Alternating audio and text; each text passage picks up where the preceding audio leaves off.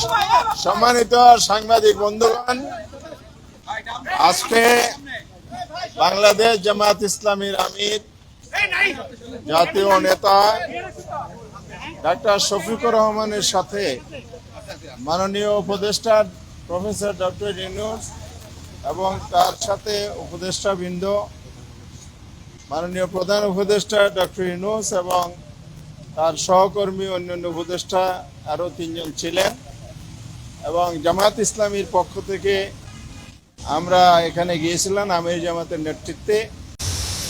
জনাব সাইফুল আলম খান মিলন, জামায়াত ইসলামী কেন্দ্রীয় নির্বাহী পরিষদ সদস্য, হামিদুর রহমান আজাদ, আমি জামায়াতের কেন্দ্রীয় সহকারী সেক্রেটারি জেনারেল এবং সহকারী সেক্রেটারি মৌলানা আব্দুল হালিম। আমাদের এই একটি ফলপ্রসূ আলোচনা এখানে হয়েছে।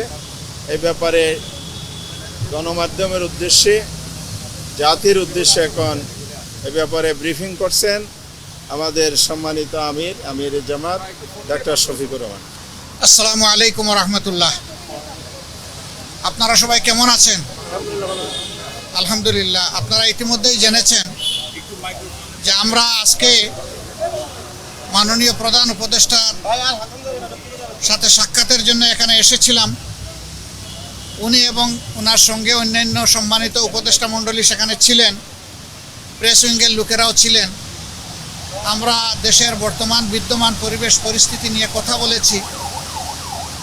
আগামীতে দেশ কিভাবে শান্তি শৃঙ্খলার সাথে থেকে একটা কার্যকর নির্বাচনের দিকে আগাতে পারে সেই বিষয়গুলো নিয়ে আলোচনা হয়েছে এবং দেশ আমাদের সবার, জাতি ধর্ম দলমত নির্বিশেষে সবাই মিলেমিশে জাতীয় ঐক্য কীভাবে আরও সিমেন্টেড করা যায়, প্রশাসনে আরও কীভাবে গতি আনা যায়, এই সমস্ত বিষয় নিয়ে আলোচনা হয়েছে।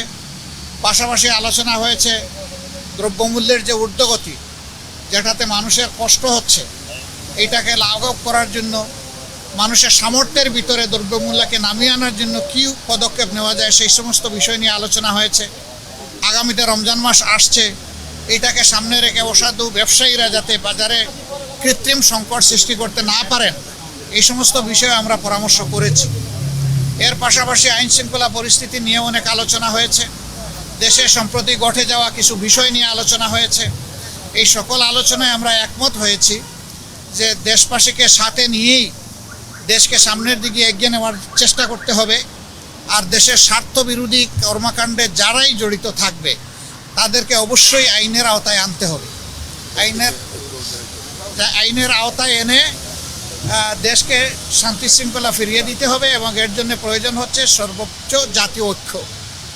দল মত ধর্ম ভিন্নতা থাকবে, এটা খুব স্বাভাবিক, কিন্তু জাতীয় স্বার্থের জায়গাগুলোতে আমরা যেন সবাই একমত থাকতে পারি, ঐক্যবদ্ধ থাকতে পারি।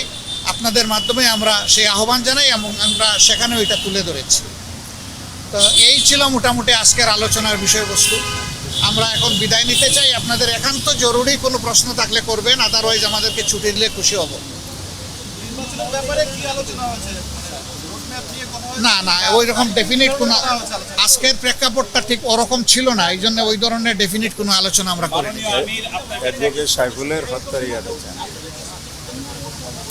জি, আমরা শুধু ইসকন না, আমরা বলেছি জাতীয় স্বার্থের বিরুদ্ধে যারাই যাবে তাদের ব্যাপারে পদক্ষেপ নিতে হবে। না, জাতীয় ঐক্যের কথা তো অবভিয়াসলি এসেছে এবং আমাদের উদ্বেগ নিয়েই তো আমরা আলোচনা এখানে বসেছি। সেই উদ্বেগ ওই অর্থে নয় যে হায় হায় দেশ বলে গুল্লায় গেল, বিষয় তা না। বিষয় হচ্ছে আমাদের দেশের শান্তি শৃঙ্খলা কারা ধ্বংস করতে চায় তাদেরকে চিহ্নিত করতে হবে এবং ঐক্যবদ্ধভাবে এটার মোকাবেলা করতে হবে জাতি হিসাবে। জি, আর কিছু নির্বাচন নিয়ে আপনাদের না, আমি বলেছি, অলরেডি বলেছি ব্যাপারে উত্তর। একেবারেই একমত, এখানে কোনো দ্বিমত নাই।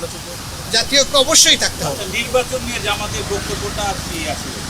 না, আমাদের বক্তব্য তো আমরা পরিষ্কার করেছি যে মিনিমাম সংস্কার যেগুলো দরকার, যেমন আমাদের 41 দফা দাবি আছে সংস্কারে, কিন্তু এই সরকারের জন্য আমরা 41 দফা দেইনি। আপনাদের মাধ্যমে আমরা মাত্র 10 দফা দিয়েছি, জাতির সামনে উপস্থাপন করেছি এবং তাদেরকে আমরা হ্যান্ড ওভার দিয়েছি। আমরা চাই যে এই সংস্কারগুলো দ্রুত করা দরকার। এই সংস্কারগুলো করে যত দ্রুত সম্ভব নির্বাচন দিয়ে দেওয়া উচিত। ধন্যবাদ সবাইকে।